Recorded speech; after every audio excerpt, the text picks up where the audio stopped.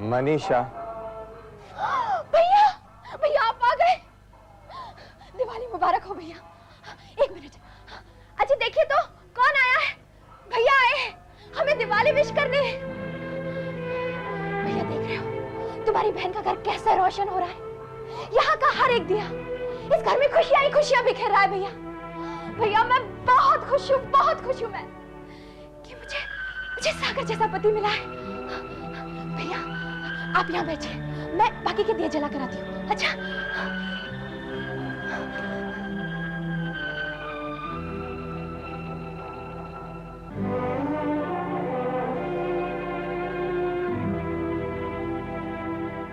देखो ममता, शादी के बाद हमको हनीमून में जाना चाहिए था, लेकिन हम नहीं गए।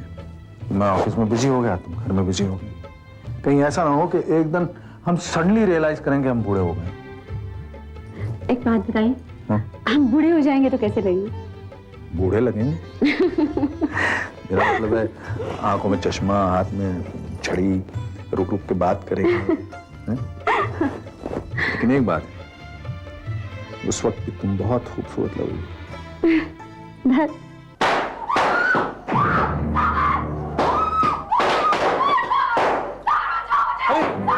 क्या हुआ?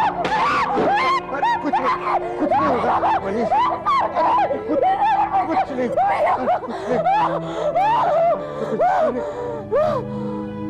मिस्टर क्षितिज मेहरा, ये मत सोचना कि मुझे अंधेरे में रखकर तुम किसी और से शादी कर लोगे। जिस दिन तुम्हारी सगाई होगी उस दिन मैं तुम्हारे घर आऊंगी, तुम्हारे भैया से मिलूंगी और उनसे अपना हाथ मांगूंगी।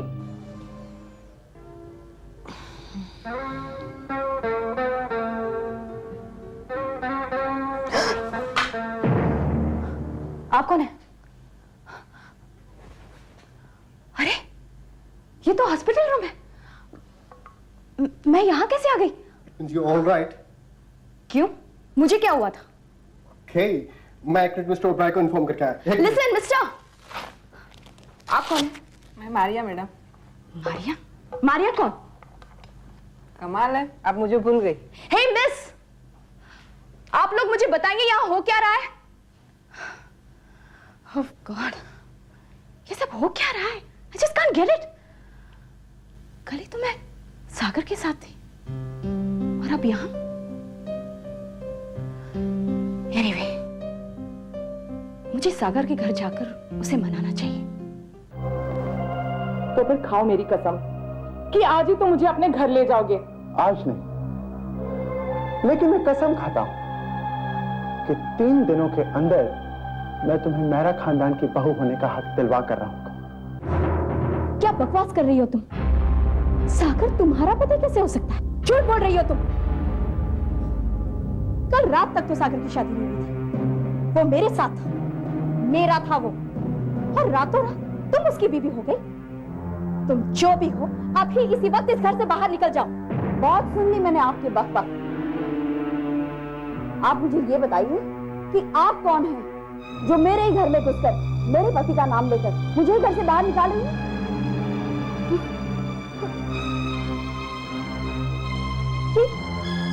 ये सागर है? जी हाँ, ये सागर है और ये मैं हूँ उनकी बीवी मिसेस सागर मेहरा। नहीं, ऐसा नहीं हो सकता। सागर किसी और से शादी नहीं कर सकता।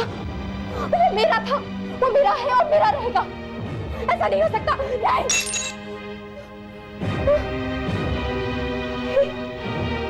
मनीषा बिल्कुल ठीक हो गई, ये तो बहुत अच्छी बात है। क्या वो कहीं चली गई है? लेकिन कहाँ चली गई है? दूसरों के घर में घुसकर बदतमीजी करने वाली पागल औरत, निकल जा यहाँ से। इसी वक्त निकल जा, नहीं तो मैं पुलिस बुलाऊंगी।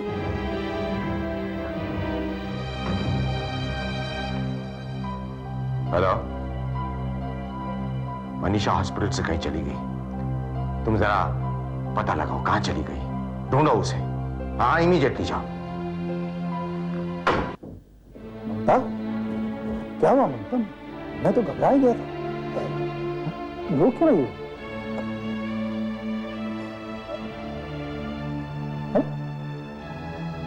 ये कैसे टूटी?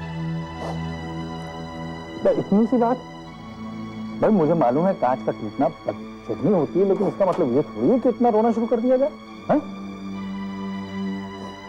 मनीषा कौन? ये आप ही बेहतर जानते हैं। आप ही को ढूंढ रही थी वो, और जब उसे पता चला कि मैं आपकी बीवी हूँ, पागल सी हो गई। और उसी ने ये मनीषा ओबेरॉय यहाँ आई थी?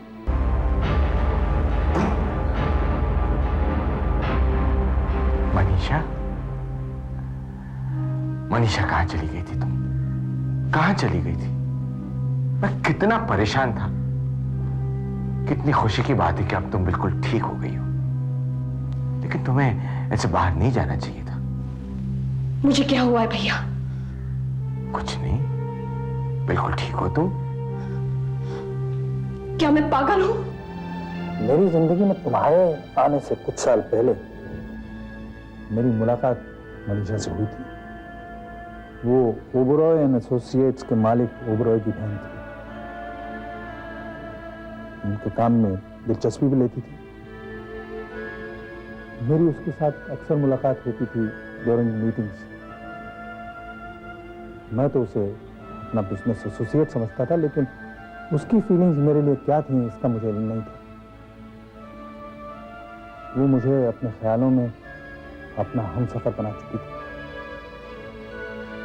लेकिन मैं अपने शादी न करने के फैसले पर कायम था। एक दिन साहनी साहब मेरे पास आए और मुझसे इल्तिजा की कि मैं अपने इस फैसले को बदल डालूं।